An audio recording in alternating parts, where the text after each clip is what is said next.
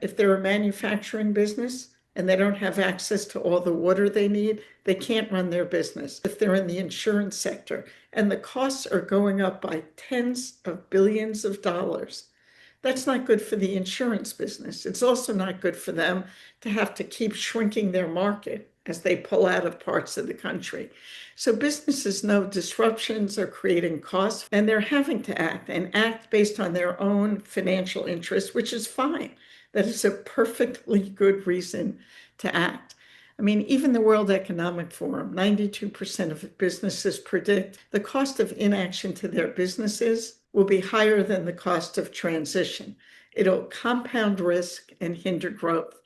So businesses that fail to adapt to climate risks could face up to 7% of annual earnings lost by 2035. This is no longer, or should we do, it's we must do it, but doing it is much harder. Some companies are being battered by this woke capitalism movement for even considering climate risk. Hi, welcome back to another edition of Code Green, conversations for a future we want and our kids deserve. I am so pleased to have with me a woman I have been admiring and following and getting emails from for a very long time. Mindy Lubber heads up Ceres, and since 2003, and that's about when I started covering these issues in a bigger way. She has been at the helm of this very, very impactful organization. They work with corporations, businesses. It was on sustainability. It could be on survivability now. It feels like sustainability does not meet the moment. So welcome, Mindy. It's really wonderful to have this occasion to talk to you. Thank you, and thank you for your years of impressive work. You've brought many issues to the fore, and I love listening to your stuff. Thank you. People say you're so committed. That's so admirable. I said I may end up committed if this keeps up. We got to You and laugh. me, We got to you laugh. and me. So Ceres, I know was originally an acronym for something. Is it still the CERES? No, it's no longer an acronym. Somewhere it became much more fashionable to have these short names that don't necessarily mean anything in and of themselves.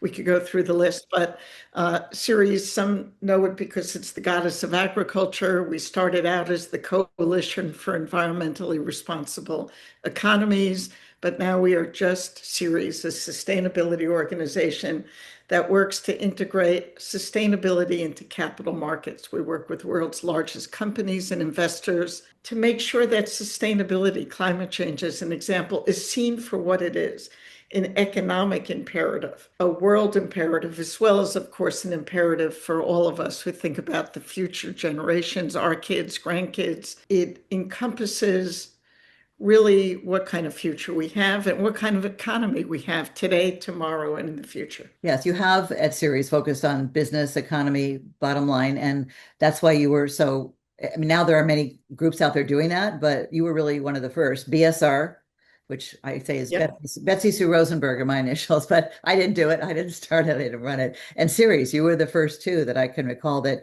were national in scope and really working to get companies to do more. 23 years on, did you ever think we'd be in this moment where we're seeing rollbacks and reneging and what seems to be a pause that is unexpected, to say the least, because of what's going on in Washington, D.C.? I never expected to see what we're seeing. It is heartbreaking and unfortunate, and it's quite severe. I don't want to underestimate for 1 minute what these rollbacks mean, changes in regulatory agencies, bills being passed, and so on. I do want to say there are rays of hope and progress being made, and I want to talk about that for a minute. So, Please to do. those who really are despairing, and again, we read the newspapers, we turn on our news, nothing seems to be moving in the direction of a clean and safe and economic energy future. But let me tell you what I am seeing, having traveled a little bit outside of the United States, including Europe, including Singapore and other places. What we're seeing right now is that much is moving forward. Despite the extraordinary rhetoric, the extraordinary pushback, the lawsuits against every environmental and sustainability organization and regulation, let's look at some of the positive stuff, at least for a minute. The first quarter of 2025 was the second strongest ever year for United States clean energy. I think we saw about $10 billion in domestic investments. Texas, a state that's trying to limit investors from considering environmental and social issues, at the same time leads the nation in clean power. And I think they ranked first in utility scale solar and land-based wind capacity. Despite the pushback, and it is real and it is having an impact, and we can talk about it, the rest of the world outside the United States is moving forward apace, getting enormous amounts done. And even here, further investments in clean energy and grids, they'll reach $2.2 trillion in 2025. That's double the expected investment in fossil fuels this year. That's a big deal. We are still moving forward with the clean energy future. Investments in low carbon transitions, higher than ever. $2 trillion invested in 2024, fueling billions of dollars, new projects, creating thousands of manufacturing jobs, and driving innovation. Mercer, an independent, both polling but financial firm, they recently did a study of the 74 largest asset owners, the big institutional investors, pension funds, foundations, and others. The asset owners they surveyed had more than $2 trillion in assets. And they found that 70% of those asset owners now integrate climate risk investment goals into their strategies, which is about 7 or 8 percentage points higher than last year. And investors poured more capital into climate solutions. They're reporting progress on portfolio emissions. They're supporting policies that enable a clean energy economy. So yes, we have pushback, and I don't want to understate how severe it is and its impact, but we are also seeing movement. I just gave you some global and US statistics on investments in a clean energy future. Let me mention what we're seeing with companies, with large Fortune 100, Fortune 500, Fortune 1000 companies, as they have to navigate a changing political environment and adapt to delivering returns for their investors. Changing daily, it seems. They are getting more quiet. They're being threatened, and nobody wants to be threatened. In the investor community, just 2 weeks ago, 23 attorney generals and financial officers from red states sent a threatening letter to asset managers saying, if you continue to consider climate risk or diversity risk, we're going to put you in a category of violation of antitrust laws, that you're doing it with others, and we're going to forward your name to the Federal Trade Commission and the Justice Department. So the pushback is real. For companies, they feel like they are being raided by the White House in whether or not they are still in the game of dealing with core responsibilities like addressing climate change. So they're all challenged in how they go forward. We have seen 84% of corporations standing by their commitments to cut carbon pollution, 37% increasing their ambitions, and that according to PricewaterhouseCoopers, not an environmental study. And they're doing this because they know climate solutions are good for business. Now, it doesn't mean they're not doing it more quietly. They're not wanting to set their goals and make them public. But when asked by PwC, they are saying they are committed and they're moving forward. In a Better Business review, 91% of leaders say their businesses have maintained or increased investments in their net transition versus 12 months ago. So it's not true that many are pulling back from what their goals had Well, been. some are pulling back, and some are just doing it more quietly. And we've got to keep, where there is momentum, keep that going. Businesses know and understand 61% of business leaders expect rising climate disruptions to create more costs for their businesses this year, next year, year after, with over half building adaptation and resilience into their business strategies. So they're not acting as something they could do, they might do, they should do. It's popular to do, because right now in this world, it's less popular. But they know that if they're a manufacturing business and they don't have access to all the water they need, they can't run their business. If they're in the insurance sector and the costs are going up by tens of billions of dollars, That's not good for the insurance business. It's also not good for them to have to keep shrinking their market as they pull out of parts of the country. So businesses know disruptions are creating costs for their businesses, and they're having to act and act based on their own financial interests, which is fine. That is a perfectly good reason to act. I mean, even the World Economic Forum, 92% of businesses predict sitting by and just not doing anything. The cost of inaction to their businesses will be higher than the cost of transition. It'll compound risk and hinder growth. So businesses that fail to adapt to climate risks could face up to 7% of annual earnings lost by 2035. This is no longer, or should we do, it's we must do it, but doing it is much harder. Financial officers within the largest corporations, over 90% of them say they expect to invest more in sustainability this year, with over half saying investments will be significantly increased to manage the risk of operational risk, supply chain risk, and to comply with global standards. So yes, it is harder. It is definitely harder. Businesses and investors are being attacked for being woke. There's a new movement.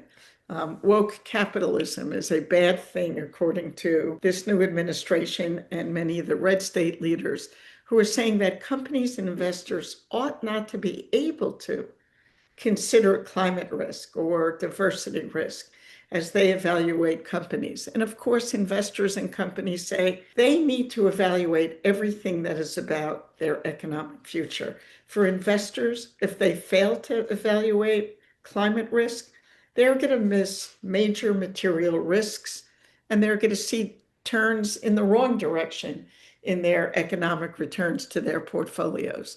So it is harder. Some companies are being battered by this woke capitalism movement for even considering climate risk or considering other real risks to the economic future of our companies. Look, in the end, investing in a clean energy future is about more jobs in the United States. It's about good jobs. It's about cheaper energy. It's about cleaner energy. And it's about the quickest new energy we could bring online. Pollution kills a lot of people, health, and everybody should care about that. Well, I can only think of one thing that's worse than woke capitalism, and that's being asleep at the wheel. And we are. And China not only is eating our lunch in terms of solar EV manufacturing, Bill McKibben said in another podcast, they're serving it to us. So much for this president being, a business whiz and, art of the deal. We are losing American innovation in this area, and they don't seem to care. What's up with that? I agree. It is a remarkable thing that when it is so clear that businesses support a move away from fossil fuels to renewables, that renewable energy is cheaper, it's more efficient, it's more likely to be able to be brought online more quickly. It's about economic growth and job creation. Yet I think the fossil fuel industry has captured our policymakers, and we're seeing policies that no longer make sense. They do not make sense. They are killing us as innovators, as competing across the world. China is creating electric vehicles that are cheaper, smarter, better. And that's what we're doing. We are handing over massive technologies to other countries. And it will be very hard to regroup as we move out of this administration. Just last week, the administration put a stop to an offshore wind farm that has already invested $4 billion, $4 billion into building that wind farm. That's about 85% of the way done, maybe even 90%. Talk about waste. Talk about waste. They remember Doge and waste. Got to get rid of waste. Right. Where is the common sense? Forget about smart economists, theories. We are looking at hardworking businesses who invested extraordinary amounts of money to build our energy future in a way that makes sense. And they're being told to stop dead in its tracks when we've gotten this far. There is no logic there. It is impossible to conceive that there is an economic or sound common sense argument to stop that offshore wind farm or many others, but that's what we're seeing around the country right now.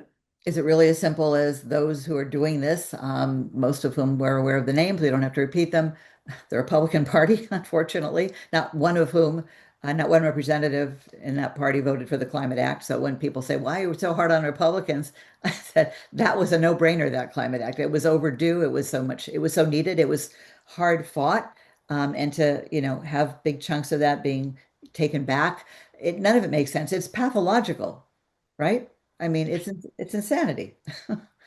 Right. It is insane. And what I would say is this shouldn't be a political issue. Of course, Never that's should have maybe been. Right. dreaming in Never Land. But we're talking about the lowest cost source of power. We're talking about utility scale projects. We're talking about energy efficiency driving competitiveness. We're talking about new jobs. And it is only the fossil fuel industry that really is driving this, whether red states, blue states, trying to make the case that this doesn't make sense. The important thing to note is that even with fossil fuels continuing to grow in our economy, and I don't think they should, I don't think that's safe or healthy, we still need renewables, given the increase in appetite for energy, given the AI data centers that are coming online and so many others. We need more energy. We need energy that's cost effective rather than energy that increases consumers' bills.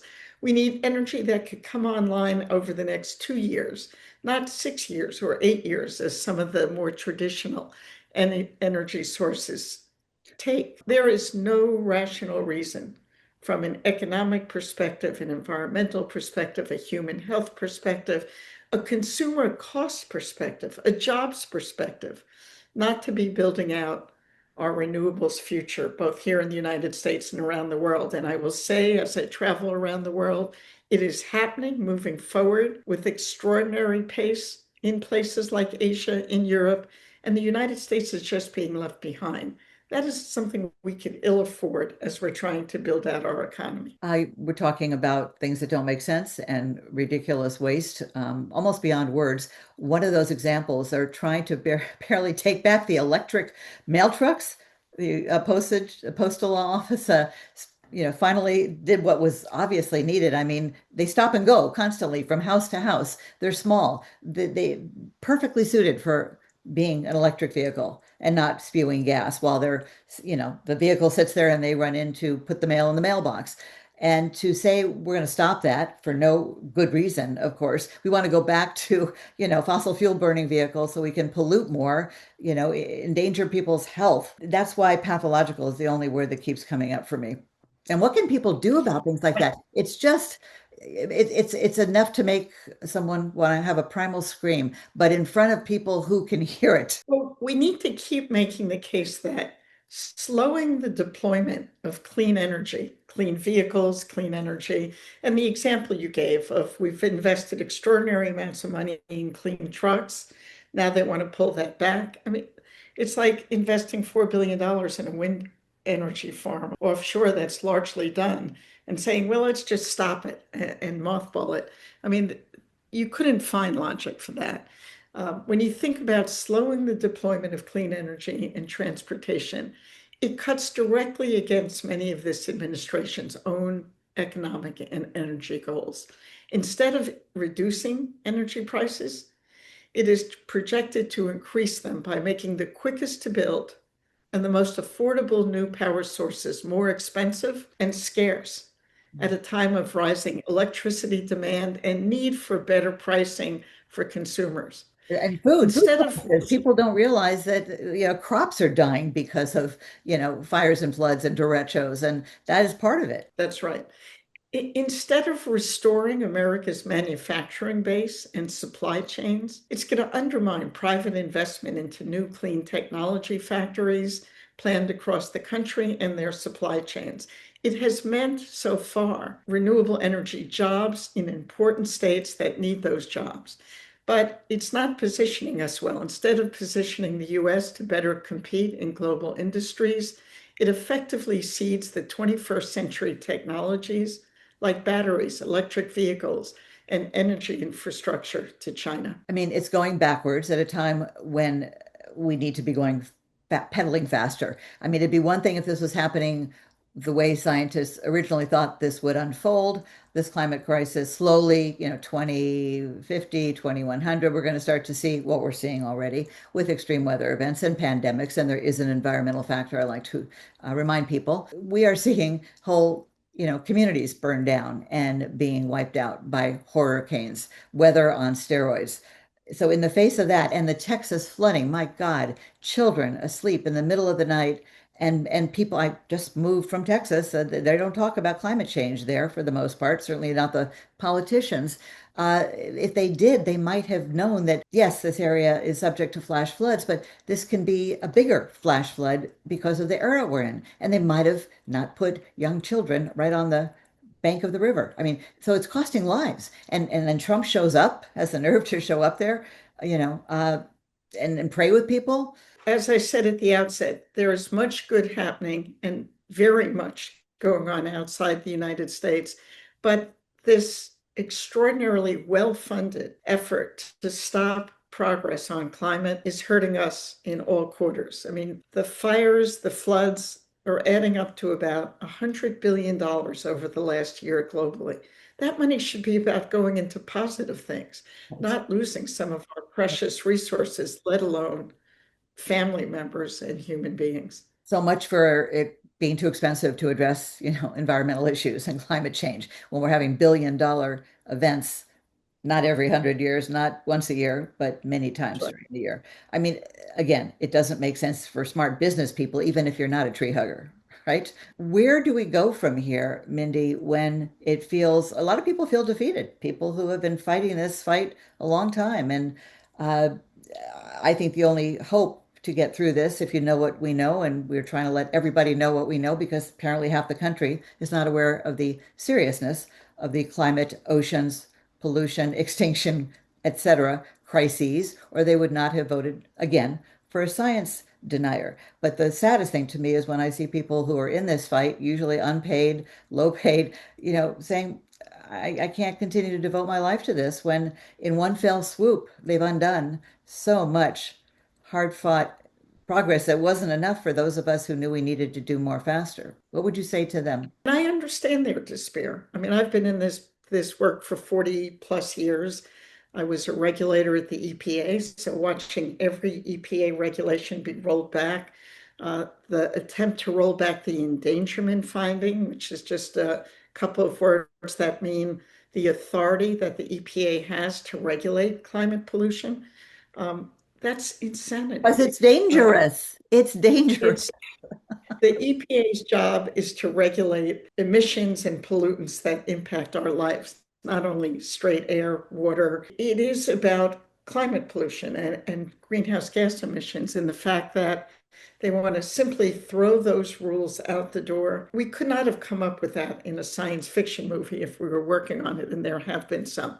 So it is distressing, it is discouraging. At the same time, when we think about the odds, when we think about the importance not only of how this will devastate our economy, implode communities, as we saw in Southern California, as we saw it with storms and droughts in Northern California and across the country, as we're seeing right now in different parts of our country. We need to keep pushing through. For anyone, think about it as a parent. If as a mother or father, any of us saw a bus coming at our kids, we would run to stop that bus and get our kids out of danger. This is a bus that is turbocharged and coming at us, and we've got no choice but to stop. It is harder to do that today than it was a year ago, but it doesn't mean that the arguments aren't there, or certainly the need to act is not there. And So if what the do we Trump do? administration has their way, it will not be an electric bus coming at us. That's right. That's right. So one is I'd rely more on the states. Where can we make progress in the states? Are there any kind of environmental clean energy laws? And there are many in the states where states are trying to pass laws that say X amount of energy will come from clean energy. There's also work in the states to stop the negative bills, of which there are 140 this past year, to limit private sector from even being able to consider climate risk. We've got to stop those things. So one is let's look at policy, probably more to be done now at the state level than the federal level, both on the offense and the defense. Two is we need to make sure that when local legislators, congresspeople, US senators are in the district, they are hearing from us. They're hearing from greater and greater numbers every day to go back and extend and simplify the tax credits that they just took away, that came out of the big, beautiful bill, or what a silliness that bill is called. What we Always lost the there, opposite of reality. Black is white, up is down. Beautiful bill, not so beautiful for the planet. we've got to go back to arguing for those tax credits. Look, I know that's not easy. I know who has the majority in the House and Senate. I know what this administration is calling for. I'm not smoking funny cigarettes. I'm sitting here at my We desk should. working Maybe hard, we but should.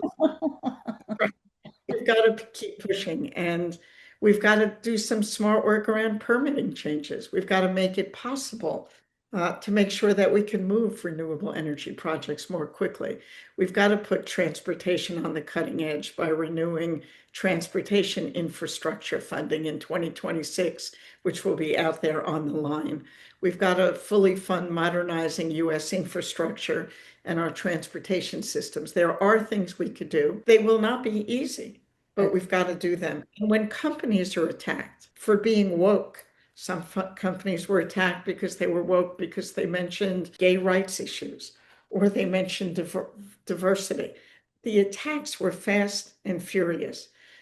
We've got to support the companies that are saying, we understand that climate is a massive risk to our company, to our industry, to our sector, and we've got to keep going. Now, I have to accept, not willingly, that many of the companies and investors are going to do it a bit more quietly.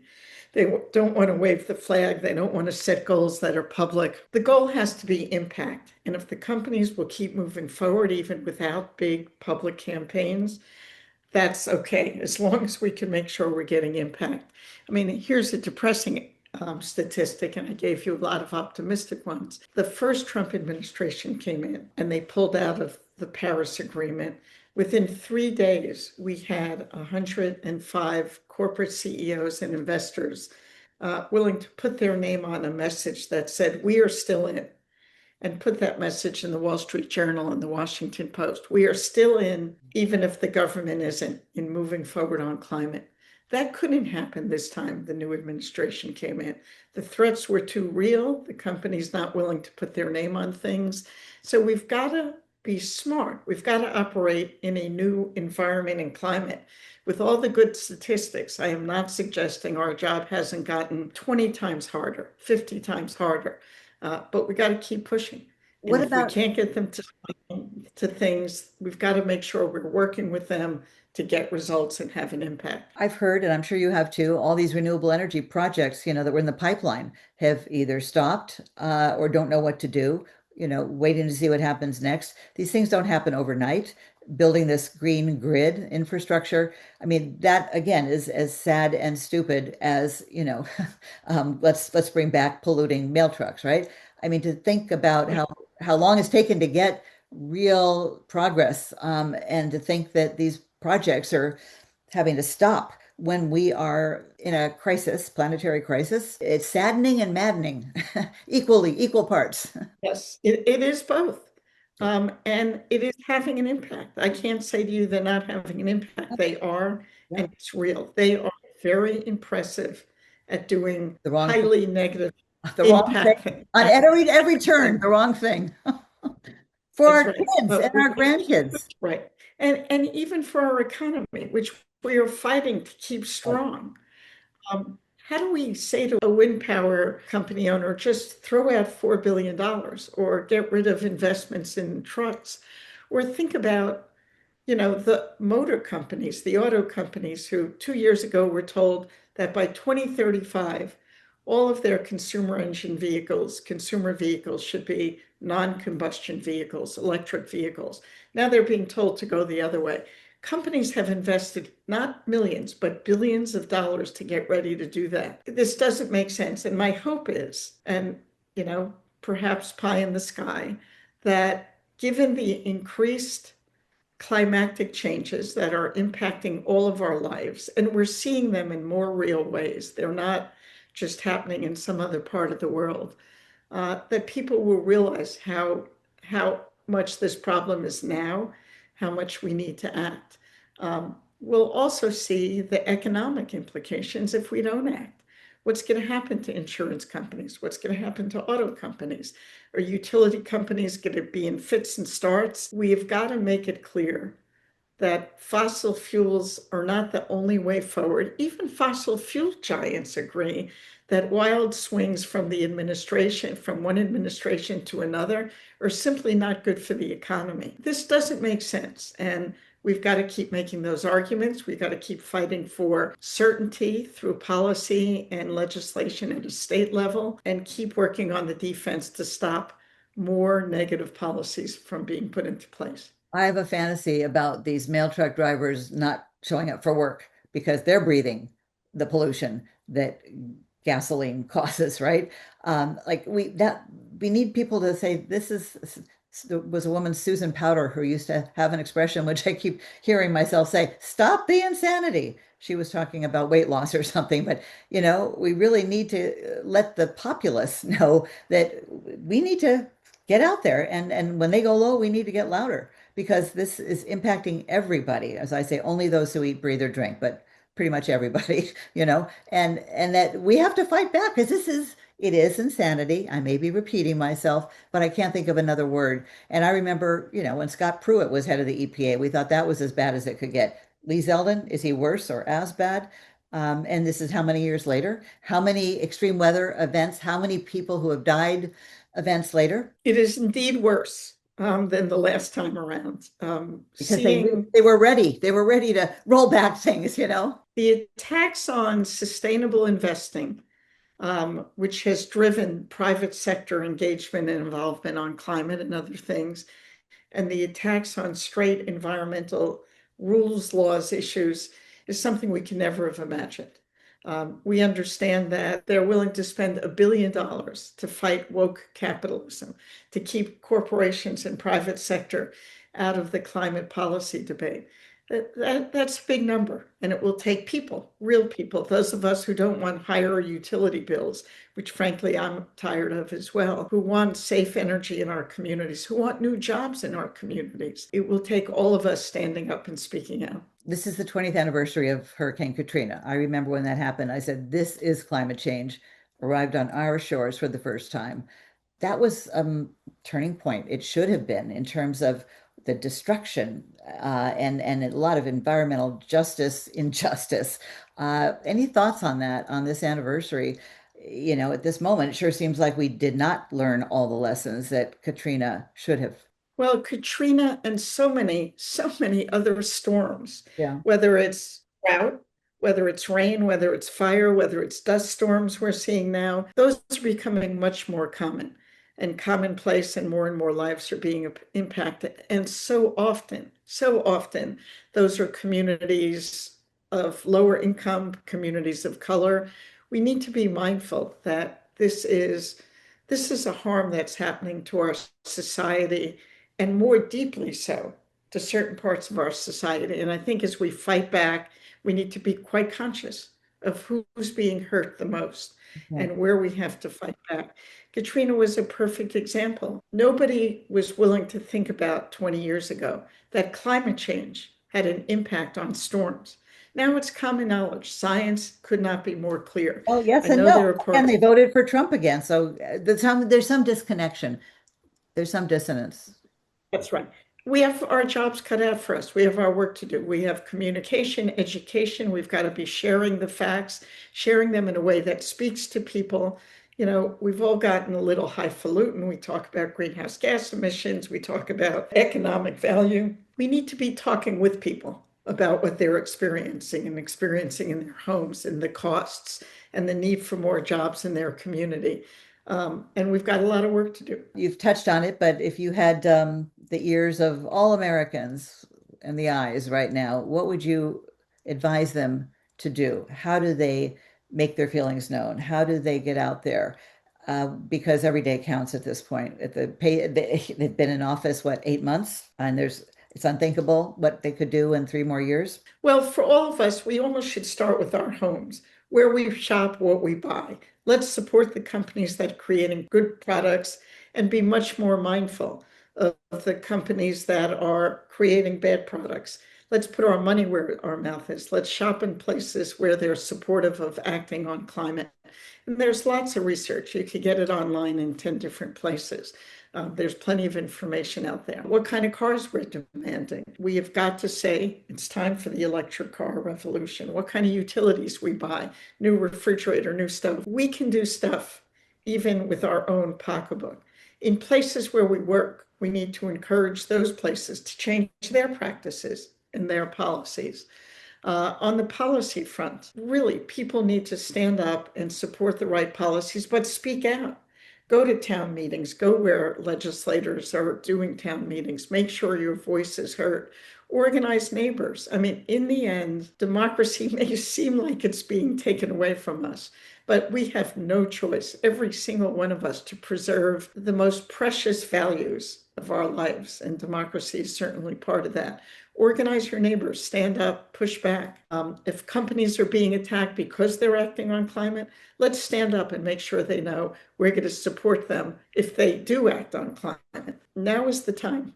I'll add one more, and that's consider our environment, because I don't like to say the environment out there. It's in here with every vote, whether it's local, state, certainly national, because that's really key. The National Voters Project, Environmental Voters Project, has just done some research that shows something like 75% of Americans think that it's individual actions that can address climate change. And you just said some that are important. We have to start with us, but then don't stop with us, right? Don't leave it at home. Right. But something like only 18% realize that it's about policy and who we have running the country and the states. And so they don't make the connection to political choices that have environmental outcomes for all of us. That's where education comes in. It's probably a good place for us to wrap up, because Mindy, I could talk to you, if not all day, half the day. Thank you for doing what you're doing. And please, I hope you'll let people know I've been doing this a long time, because I know that, eco-literacy is critical here. We need to connect the dots. We need to tell the truth. My industry dropped the ball. They're still not talking about just how dire things are, but I pitch them shows with solutions too that are not only inspiring and informative, but join us. We're having more, I don't know about fun, but it kind of seems that way. We know the people in this movement seem to really have a lot of energy and passion, and maybe it's keeping us younger. So I want to invite everybody to subscribe. If you do, please go to my website, betsyrosenberg.com. You'll get email notification when wonderful interviews like this, I hope you think it's wonderful, come out. Also go to YouTube, because if you subscribe there, you'll directly get interviews like this. And then please tell everybody you know about this, because in my daily travels, and I now live in Northern California, there are still people who just don't know enough, don't think about it enough. The disconnect has got to stop, because I think if everybody knew what we knew, they would vote differently. And clearly that has consequences.